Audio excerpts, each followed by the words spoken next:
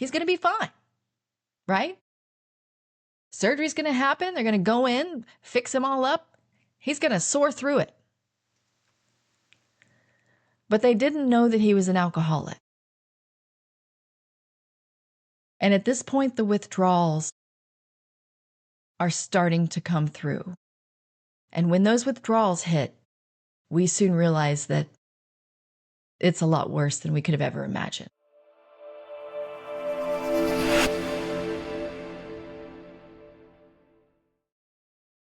Being married to a high-functioning alcoholic is an incredibly difficult life to navigate. On one hand, you're so focused and rooted in the perception of who you know they can be when they're sober, who you know that they can be their highest self, that you refuse to accept the reality of what this addiction has turned them into. And not only that, but there's always this fear. You're just waiting for that other shoe to drop. You're waiting for the night where you get that unbearable phone call where they've either hurt themselves in a wreck or they've hurt someone else. And you live your life the way that I used to feel is it's like watching someone walk alongside a busy highway. You knew they were going to get hit, you just didn't know when.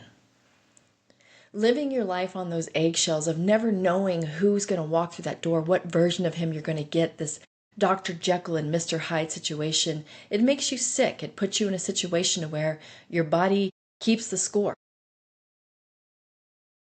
And for my family, we actually did receive that phone call one night. I'm going to tell you the story about the night that changed us forever, where this addiction really takes a darker turn.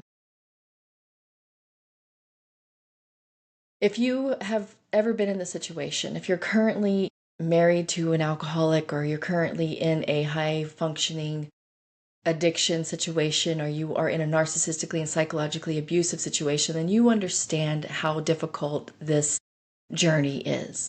We get judged from the outside. It's very easy for people to be on the outside looking in and judge us for staying as long as we do, and really that's why I'm telling the story. This story for me is a testimony. It's a guide. When I was in the thick of my situation, I was completely isolated from my family and friends, and I did not know how to navigate this. I was alone. And so this is really my way of giving back and letting you know that if you're currently in the situation, you are not alone. I've been there. I survived. We happened to get through what we needed to get through. Unfortunately, he loses his life to this addiction later on, and the pain doesn't just stop with his passing, but the whole point of this channel is just to be able to use the story as a guide, so in the hopes that it reaches someone else, that it can help. So if you're new here, welcome. My name is Elizabeth, and this is From Hell to Healed. I'm not a therapist or a coach or a doctor. I'm just a mom. I'm a survivor. I survived a long-term narcissistically abusive marriage with a high-functioning alcoholic who would later succumb to that disease, and I am using this platform as my testimony. If you are joining me from the other episodes, welcome. It's a ride. I know it's a lot. I appreciate the support. I would love for you to like, subscribe, and comment. Let me know if this helps you, if this reaches you. If you know someone that this can help, then please forward it and, help me spread the word. Now, the first years of our marriage were fantastic. The first years of our marriage were non-eventful. And I now know that through my healing, I now know that there were red flags with this addiction. This addiction was slowly weaving its way into our life throughout these early years, but we had a wonderful relationship and we had wonderful communication and we were doing the right things. We were in church, we were in therapy, we were doing Celebrate Recovery. He was doing Alcoholics Anonymous. He had a history of addiction in his bloodline, and so he knew where this addiction could take him. And it took him to a very dark place in 2015, which caused me, the abuse got so bad that I left. I stood my ground, and he immediately went and got himself sober. That's in another episode if you want to hear about that. He goes into rehab, he gets himself sober. I take him back, thinking that, I finally got my man back and we can work this out. We had this sort of cycle of moving to a new house thinking that would help things. And so after his sobriety, he was sober for about 6 months the first time that I left him. And then, he lost his birth father, and this sends him back down the road to that addiction. It's always grief that brings him back into the addiction. And we had been in our house for about 2 or 3 years. We had bought it at a really low cost, and we were doing what's called house hacking, where we would live in our houses for 2 to 3 years and fix them up and then sell them for a profit. And this is how we were building our little empire, if you will. And so by 2016, he's drinking again. We decide to move to a new place. We find a place out in the country. It's got 2 acres of him to work the land. He loves working in the yard. That's the one thing that he loves doing. He's amazing at it. And he quickly just, gets to work at building that yard into what he wanted, but he's still drinking. We thought that moving to this new place would cause that addiction to stop. It didn't. He's now drinking from sun up to sundown, and he's drinking to manage the symptoms. He's realizing now that if he doesn't drink by 10 a.m., he's got the shakes, and he's now in the chemically addicted stages of this disease where he has to drink in order to just maintain a sense of regularity. And now, after a period of sobriety for the past 6 months, coming into this addiction again, the abuse ramps up. The abuse gets worse and worse. That narcissism is now coming through full force. The way that chemical addiction works on the brain is it affects that prefrontal cortex, that part of the brain that's responsible for that impulsivity, that narcissism. And now we're having a lot more abusive and toxic situations. Our life is now becoming incredibly toxic. We never see him. He's at the bar all the time. Every vacation we're on, he's at the bar. Birthdays, holidays, he's at the bar. I'm now, managing the children on my own. I had a great job that I was in love with that I lose because of how this disease starts coming into play into my own physical health. My physical health is now being tested. I'm diagnosed with fibromyalgia and rheumatoid arthritis in 2017. I lose a very important job, and now I am home full time and I am sick. I now know, based off of my research, that long-term narcissistic and psychological abuse causes severe, severe disease and issues like autoimmune, cancer, CPTSD, early death due to mental health collapse, and I am experiencing all of these things. My nervous system is so dysregulated due to the high cortisol of being in fight or flight that I am unable, I'm losing mobility. There are days that I can barely get out of bed. There are days with the fibromyalgia that I am so locked up that I can't even walk. And I am an active woman. I ran a marathon in 2009. Losing mobility for me is, at this age, I'm in my early 40s, and I can't imagine. I'm going down that road of I'm close to having to use a cane in order to get around, and it doesn't make sense. I'm being gaslit by doctors who can't figure out what's going on. I had one doctor tell me that, fibromyalgia is not even a real disease. I'm being told that it's a mental problem, and I'm being recommended for psych evals when this is very obviously tied to my nervous system dysregulation. Not only that, but the chronic fatigue is so bad that I am falling asleep in places I shouldn't be sleeping.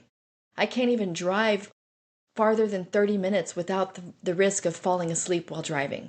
I'm falling asleep at stoplights. I'm falling asleep in doctor's offices. I'm falling asleep at home. The sleeping is becoming detrimental. The pain that I'm experiencing with the fibromyalgia is becoming detrimental, and I am sick. Not only that, but the mental health collapse that's happening is detrimental. And so I am basically now chained in this marriage because he is the breadwinner. He's a high-functioning alcoholic. It's not affecting him the way that it affects me. He can work just fine. And he's getting promoted throughout this. So he keeps making more and more money. I'm now not able to bring in an income, and I'm quickly finding out that I'm stuck. Even if I wanted to leave, he's not going to let me. He's telling me, you left me once already. That's the first and last time you're ever going to do it. If you leave and try to prove what's happening behind these doors, I'm going to take those kids from you, and a judge is going to believe me. I'm the one who makes the money. I'm the one who works. I pay for the insurance. He manages the finances. He manages my medical. There's coercive control, medical abuse, financial abuse, physical abuse now. When he's in a rage and he's blackout drunk and his eyes are black and he's mad and we're fighting behind closed doors, I'm getting body checked into walls. He's hitting things around me. Really, that physical side is really starting to come out more and more. And I'm realizing quickly this is not going in a great direction. And I don't even know if I can leave. I don't have a job. I just got let go from my last job. And so it's becoming an incredibly toxic situation for us. Now, during this time, he gets a DWI, and this kind of brings him back a little bit. He knows we're very honest about what this addiction is and what it does. He lost a member of his family to addiction. He knows that this addiction is a death sentence. And so this DWI really brings him kind of back a little bit because it could affect his job. And providing for his family was a key driver in his behavior. Being a good provider for us was definitely what drove him and got him out of bed. And so this addiction affecting his job starts to kind of pull him back a bit. And so he starts to wean himself off. And by 2018, he's doing the work again. We're now, he's still drinking, but he's trying to wean himself off by measuring the alcohol and making sure that he doesn't drink too much. He's not coming home knocked down drunk as much anymore. And so there's a change in the behavior again. And this is the part of the cycle that keeps me stuck in it because I can see the changed behavior. And so for me, those red flags are now green again. However, the toxicity of this environment has taken its toll not only on me, but on our kids. Our kids are struggling. My daughter's struggling in school. Teachers are starting to ask questions. And it's becoming a big deal. And so we're in therapy. He's in Alcoholics Anonymous. We're going to church. We're doing a program called Celebrate Recovery through our church. And I'm isolated from my support system because we're now out in the country. We're 40 minutes away from all of my friends, and it's had its effect on my mental health. And so we decide, let's move again. Let's move back to our hometown where we started, and let's try this again. Let's find a new house. And we do it again, thinking that going to a new house is going to fix it, and it doesn't. But I'm willing to give it a shot. At least it puts me back into the city with my support system and with more resources available to us. And so for me, this is a good thing. And I'm thinking, if I can at least work on my health and get myself to a place where I can work, then I can get myself back out there. For me, I never wanted to be a stay-at-home mother. I prefer working. I prefer bringing in an income. I never wanted to be fully dependent on him. I didn't like that. I knew that was a dangerous situation for me. And so I'm looking for things that I can do to try and bring in money. And that looks like I'm starting little side hustles on the side, right? I started a little Etsy business, which he made me close down. I'm starting these little businesses thinking that, if I can pull in some money, maybe that'll help. But the minute they get to a place where we can scale it and turn it into something, he's shutting it down because he's the breadwinner and he didn't marry an entrepreneur. He wants me to be at home with the kids. And he's now realizing how much control he has over me while I'm at home. While I'm at home, he's got full control. He's got full control over my whole autonomy. And he's realizing that this is a preferable way to keep me in check. I can't leave if I don't have a job. And so by 2018, the end of 2018, we've moved to a new house. We're back in the city. He's doing the work. He's actively trying to control this addiction, but we're still fighting. The fighting is still there, and the narcissism is still there, and we're still struggling. 2019 comes around, and on August 14th, 2019, he gets the call that his birth mother has passed. And I've talked about her in the other episodes. She is his mother figure. She showed up in our life as his mother figure. She always checked in on him. She always checked in on me and the kids. And so this death is a bad one for him. And he immediately sinks back down into just an intolerable, drunken place. He's drunk. I can't even reach him at this point. He's inconsolable. He's in the garage. I'm walking out there. I'm terrified that I'm going to walk out there one day and he's just going to be gone. That's where we're at in this addiction, and he will not get the help that he needs. He is refusing. At this point, he needs medical intervention. He needs a medical program. He needs to be in a hospital in order to get sober, and he won't do it. He will not do that work. And so we are struggling. We are fighting. We've got this new beautiful house that I loved, and we can't enjoy it. He's never home. He's always at the bar or he's in the garage drunk. He's trying to drown his grief in vodka and tequila, and it's drowning us instead. The days that I could get a hold of him, the days that I could reach him, he knows he's telling me, I do want to quit. I do want to quit. And about, 3 or 4 months after his mother's passing, he is, we're coming into 2020. We're coming into the turn of 2020, and he's really wanting to get back to the best version of himself. He's done. He's tired of drinking. He's tired of it. And he's telling me, I want to quit. I don't want to be like this. I don't want to die like this. I want to break this cycle. But he doesn't know how to. And the only way that he knows how to is through medical intervention, which he refuses to do because of the pride of possibly losing his job. He is the breadwinner. He is the only one bringing in an income. If he loses his job, in his mind, he'll lose everything. It's the only thing that he has. And so he starts again with the programming, with the therapy. He's now seeing a doctor. He's on medication to try and help him get sober. And it's not really, it's kind of working. He's regulating it, but he's not doing that great of a job. The loss of his birth mother is really, really hard for him to deal with. And I know he's drunk. He's lying about it. If you know an addict, you know that when their mouth is open, they're basically lying to you. So he's trying to hide the fact that he's drinking. He's trying to tell me he's sober. I know he's not sober. He can't even speak. His words are so slurred, it's impossible for him to be sober. There's one night where we're sitting there, arguing about him getting sober, and he's like, I haven't had a drink all day, Liz. And he's slurring his words so badly, I literally walk behind his chair, go to his backpack, and pull out a bottle. He's hiding bottles all over the place. My kid jumped into a bed of leaves one day and hit a bottle. He was hiding bottles in the leaves in our driveway outside of our house. We're in code red situation. This is headed to a very dangerous place, and I'm just waiting. I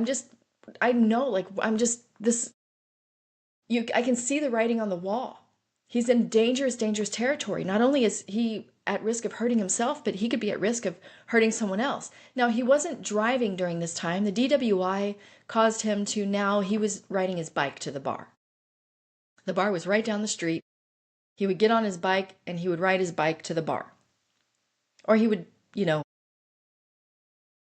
take the golf cart. We had a golf cart that was given to us after his birth mother passed, and so he would ride that. And so he wasn't driving a full vehicle, but this is still dangerous, and I'm still worried. In January of 2020, it's late at night, and he was out of vodka at the house. He usually took about 3 shots so that he could sleep. That's the only way that he told me that he could sleep at that point, was by taking shots of vodka. And so he had a routine where he would take his vodka shots so that he could go to bed. And that night he was out of vodka, so he was going to go to the bar. And it's nighttime.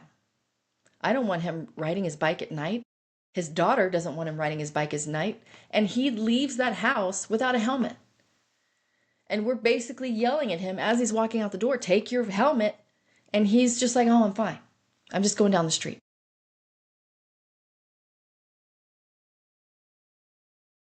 This is a normal night for us. This is a regular thing for us.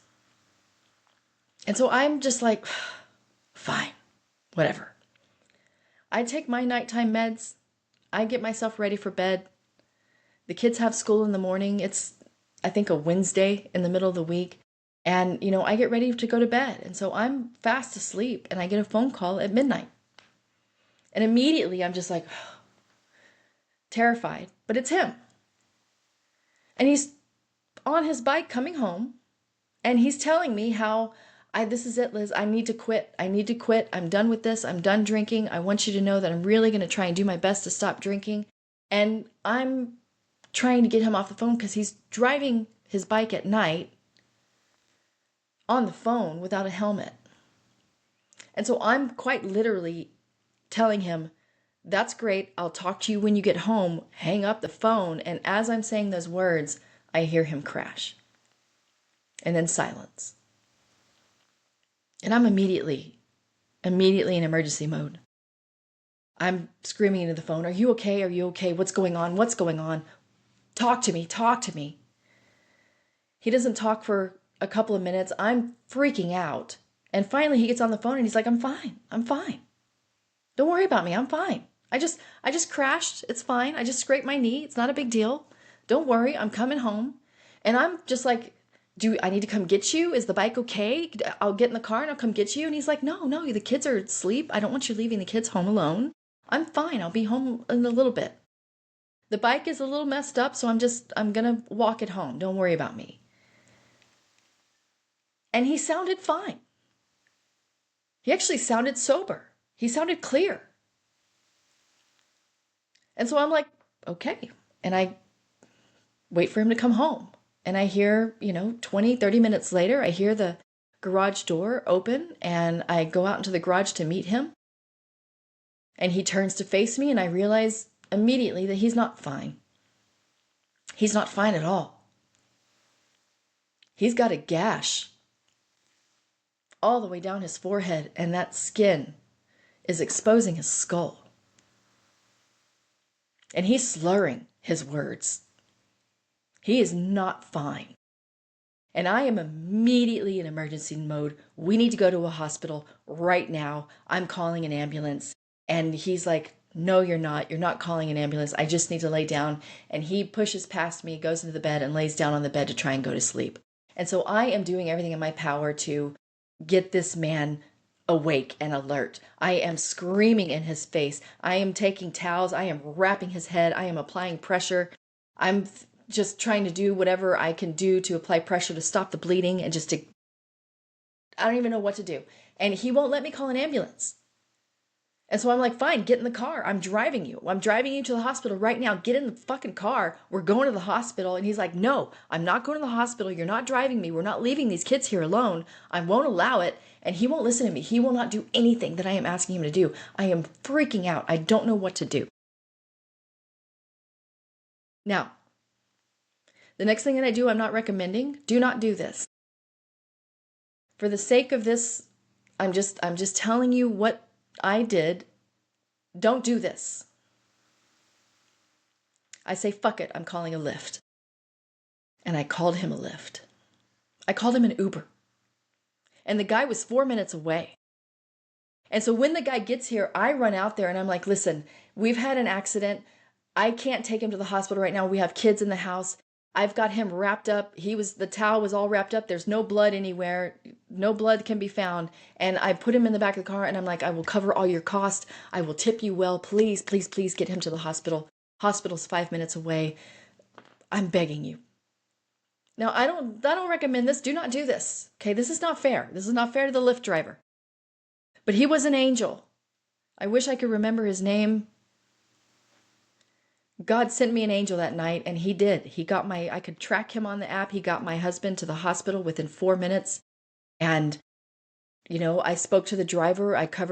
He got tipped very well, and we made it happen. And so we're now, 3, 4 o'clock in the morning. My husband is now checked into the ER, and he's FaceTiming me. He's talking, he's speaking. He seems to be okay. The doctor is dealing with him. And I'm thinking, okay, it's not as bad as I think. Surely he has a concussion, obviously. But he's speaking to me and the doctor doesn't seem to be too worried. And so I'm like, okay, this isn't that bad. And I go to sleep. I get a little bit of a nap. I tell him I'll see you tomorrow. I wake up, I get the kids to school, and I head up to the hospital.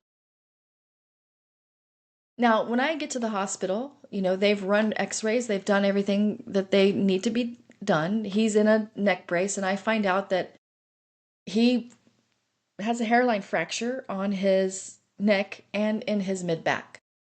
And so he broke his neck and back, not horribly, but there's a hairline fracture, and it's serious, a lot more serious than I thought.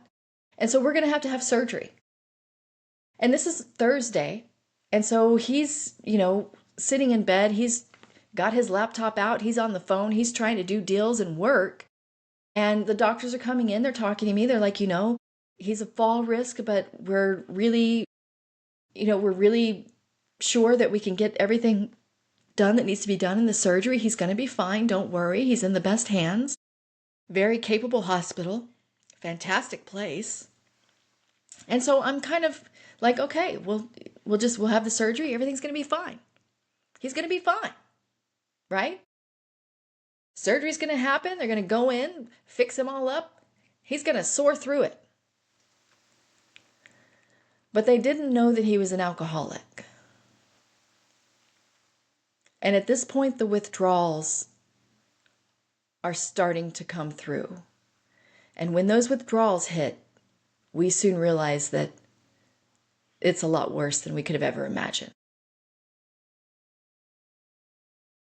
Those withdrawals come in, and he is now impossible to manage. The nurses can't get him to sit still. They can't get him to stay in bed. He's a fall risk. He keeps getting up. He won't listen to nurses. He's agitated. He's angry. I'm explaining to the doctors that he is an alcoholic. We are, I think, in the late stages of this disease. He has had withdrawal symptoms before, and this is what we're dealing with. And so the doctors are now realizing that, oh, okay, we have an addiction situation here and withdrawals. And I'm being very honest about where he is in this journey. I wasn't hiding it from the doctors, but this adds another serious element to an already serious situation. And so his surgery is scheduled for the next day. Thursday was horrible. I go home at the end of the day and go to sleep, getting ready to come in the next day to see him before he goes into surgery. And he had been in such a bad place with the withdrawals, he was impossible. And the nurses were having a hell of a time trying to get him to follow directions and follow procedure. The next day, when I get there, he's already under anesthesia. And I find out that in the middle of the night, the withdrawals got so bad that they had to medically induce him. And I'm starting to realize that, okay, this is scary. He goes through the surgery. The surgery goes great. He's out of surgery, and they're like, things are fantastic. He went through fine. We got everything fixed. We're going to bring him out of anesthesia and try to manage his withdrawal symptoms, but things are great. And this is where the problems start. As they try to bring him out of that medical coma, he won't come up. They can't get him awake. And that first day, they're like, okay, well, maybe we'll try tomorrow. And we can see his seizures are being tracked on a sort of a machine. And so we can see that he's having seizures at the same time that the withdrawal symptoms are really, really bad. And so we're going to try again the next day. And the next day we come in and they try and they can't get him up. And now we're realizing he's got pneumonia. His lungs are at 40% capacity. Every single day when I get to that hospital, something new is happening. And every single day it's becoming clear to me that he might not wake up from this. And every single day those doctors are sitting me down and saying, listen, his withdrawal symptoms are way worse than we expected. We need you to understand what this means. We had a guy in here last week who was in withdrawal for 13 days. He lost his life. This is when I find out that alcohol withdrawals are the only withdrawals that can really kill you. At the late stages of this chemical dependency, if you quit cold turkey and you go through withdrawals without medical supervision, it can end your life. And so he's damned if he does, damned if he doesn't. If he continues to drink, he's dead. If he stops drinking, he could die. And now he's in a medically supervised environment, which is the best place for him, but It's not working in his favor. His health is declining rapidly, and there's a chance that he may not come out of this. The doctors are telling me that we have 2 weeks. He can stay in this state for 2 weeks, but at that 2-week mark, we need to figure something out, and I'm going to have to make decisions. And now I'm communicating with his family during this time. His birth family is blowing up my phone. They want to know exactly what's going on with him, how they can help. They're very much involved in our process. And, I'm just doing my best to just put one foot in front of the other. I've got 2 small kids at home. I don't know how to explain this to them. I don't know how to explain this to our family, our friends. Nobody knows that he's an alcoholic. It's an incredibly difficult situation for me to manage. And every single day I'm getting worse and worse news. I don't know what to do. The only thing I know what to do is, the only thing that I have is my faith. And so I'm praying. I'm asking everybody to pray. I brought in our pastors. We laid hands on him to pray. And we're getting on that 2-week mark where the night before that last day, I brought in the pastors to pray over him. We laid hands on him and, just prayed hard. And on that 14th day, I come in and they try to wake him up in the morning. He won't wake up. And they're saying, we need to do something about this. And I'm just like, just try one more time. Just try one more time. Can we wait? Let's wait till the end of the day. Can we give him a little bit more time and try again? I'm not ready to make these decisions. I'm not ready.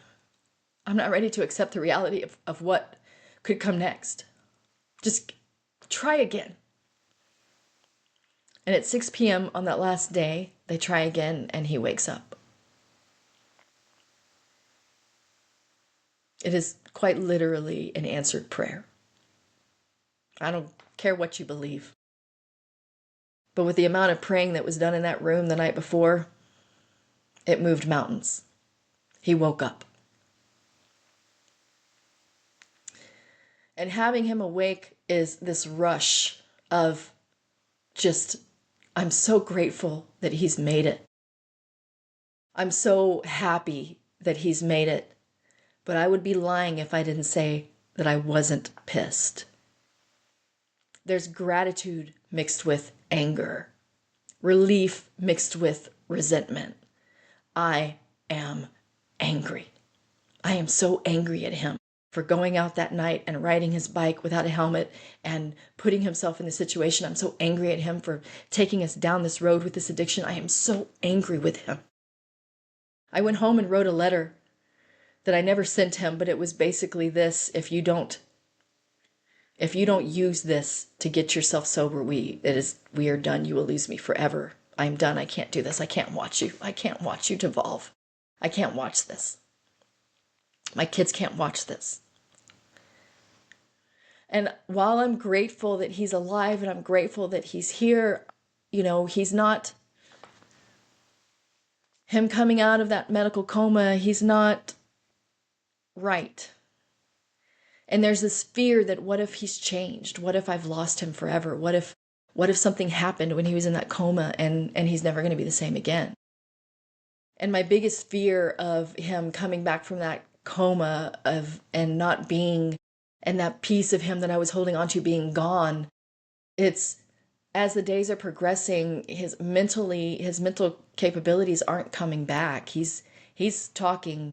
He can't even speak. He can't even walk. And that I know that this recovery is going to really be incredibly difficult, an incredibly difficult road.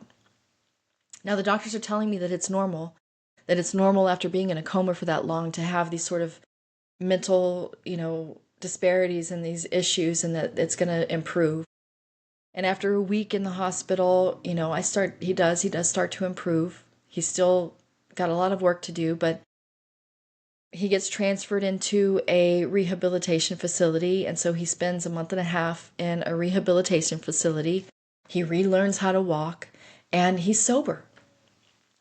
He's fully sober. This is the first time that he's been sober in a long, long time, 5 years. And when he's sober, he's on fire. His brain is working it's a fantastic thing to witness. He's even, he's calm, he's in charge of his emotions. He's not, in that narcissistically, abusively, personality. There's no Dr. Jekyll and Mr. Hyde. It's a place where I can relax. And so I'm thinking, I got him back. We've done it. And he's telling me, Liz, this is God. God intervened. I was praying for God to come in and intervene. I was praying for God to show up, and he did. This is divine. I now know what I'm here for. This is my purpose. I'm supposed to be sober. I can use my story of what happened to me to help so many people. Liz, I'm going to write a book about this. Liz, I'm going to get on YouTube and talk about this. This could help so many people who are struggling the way that I did. This is a divine intervention. He was now using this as a spiritual awakening and using this as a guidance to maintain that sobriety. And I'm like, yes, let's go.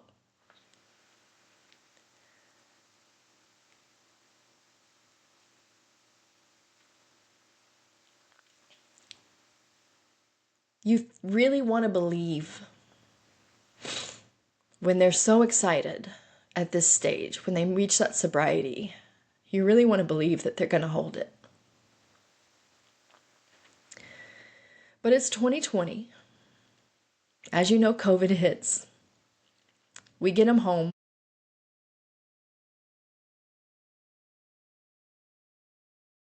Things are great at first. He's back at work. He's doing fantastic. His brain is on fire. I'm now realizing that I'd like to bring in an income, so I open up a little bakery in our kitchen to, I'm dealing with medical issues, and so I'm wanting to do something to try to bring in an income so that he's not the breadwinner. And I'm eating sugar-free, gluten-free. I'm using the keto diet as a medical diet to help me with my inflammation, so I open up a sugar-free, gluten-free bakery. I start making sugar-free, gluten-free cakes. And it takes off. I have a Shopify store. I'm in the kitchen every day. I'm getting 40, 50 orders a week. I'm delivering at night. COVID hits, but I'm delivering out in the neighborhood. And so my little business starts to take off. He's working. I'm now got this little business that's a fledgling little thing, but it's growing into something significant. I'm pretty proud of it. I'm in the kitchen working my ass off, baking all day long, and then I'm going on, trips to deliver this food. He's out in the garage, he's working, and things seem to be going good. But COVID hits. And with COVID, with the stress of everything, that the only thing I can think of is that COVID is the thing that drives him back to his old habits. And by May, I can tell he's drinking again.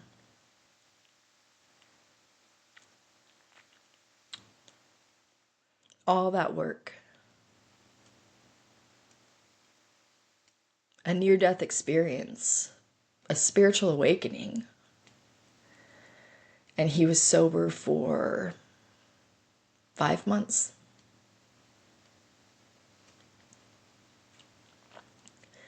And now the drinking, it can't be hidden. Now when he's drinking, he's combining it with a medication that he was given in the hospital called trazodone. And this combo turns him into a monster. And the abuse is worse than I've ever experienced.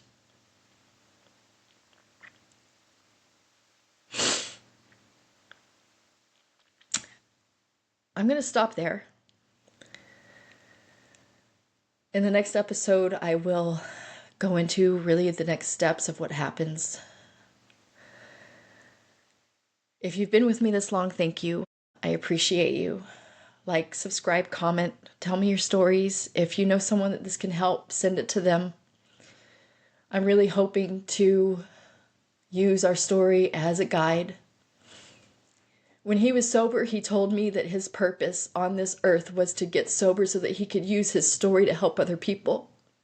And I am going to use his story to help other people. All he had to do was stay sober. All he had to do was not drink. If you are currently struggling with this addiction, please get the medical help that you need in order to fight. You have to fight this. We just wanted him back. Even today, my children, after his loss, want nothing more, even as horrible as he got at the end of his life. That abuse gets bad. It gets way worse. It gets dark. As bad as it was for my children to navigate, they just want their dad back. There are days we just want him to walk through that door. We wanted him sober. We wanted him in his full, highest self. And if you're currently struggling, I pray that you find the strength to know that you are worthy of that life. You are worthy of being sober. You're worthy of staying sober. Again, thank you for sticking around. Thank you for letting me trauma dump on the internet.